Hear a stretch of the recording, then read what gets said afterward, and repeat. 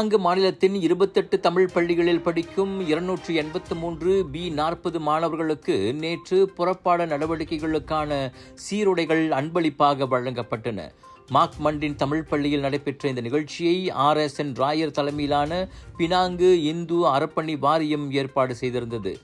மகளிர் குடும்ப சமூக மேம்பாட்டுத்துறை துணை அமைச்சர் லிம் ஹுய் யிங் சிறப்பு வருகை அளித்து மாணவர்களுக்கு சீருடைகளை எடுத்து வழங்கினார். அவர் தமது உரையில் மலேசியா மடானி கொள்கைக்கு ஏற்ப தமிழ் பள்ளிகள் உட்பட அனைத்து பள்ளிகளுக்கும் உரிய ஆதரவையும் உதவிகளையும் அரசாங்கம் வழங்கி வரும் என உறுதியளித்தார். பெங்காக்காப் என்னும் சாரணர் இயக்கத்தைச் சேர்ந்த 112 மாணவர்கள், தூனாஸ் கேடட் ரமாஜா ஸ்கோலா இயக்கத்தைச் சேர்ந்த 158 மாணவர்கள், பண்டு புத்ரி சாரணியர் இயக்கத்தைச் சேர்ந்த 13 மாணவிகள் தத்தம் சீருடைகளை பெற்றுக் கொண்டனர்.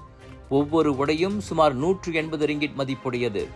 குறைந்த வருமானம் பெறும் குடும்பங்களைச் சேர்ந்த மாணவர்களுக்கு உதவும் நோக்கில் இந்த சீருடைகளுக்கான மொத்த செலவான 50,000 ரிங்கிட்டையும் துணை அமைச்சரே ஏற்றுக்கொண்டார். இந்த உதவி மாணவர்களின் ஒழுக்கம், தன்னம்பிக்கை மற்றும் தலைமைத்துவ பண்புகளை வளர்க்கும் நீண்டகால முதலீடாகும் என அறப்பணி வாரியத்தின் துணைத் தலைவர் செனட்டர் டாக்டர் லிங்கேஸ்வரன் அருணாச்சலம் கூறினார்.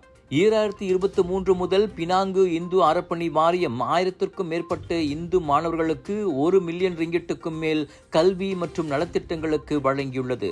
பெற்றோர்களும் ஆசிரியர்களும் பங்கேற்ற இந்த நிகழ்ச்சியில் பினாங்கு மாயிகா தலைவர் டத்து தினகரன் ஜெயபாலனும் கலந்து கொண்டார். பூஜை மேடை தயாரிப்பில் 10 ஆண்டுகள் அனுபவம் வாய்ந்த தாமரை பூஜை மேடைகள் நிறுவனம் தனது 4வது கிளையை சிரம்பானில் திறக்கிறது. ஜனவரி 17ஆம் தேதி பிரம்மாண்டமான திறப்பு விழா.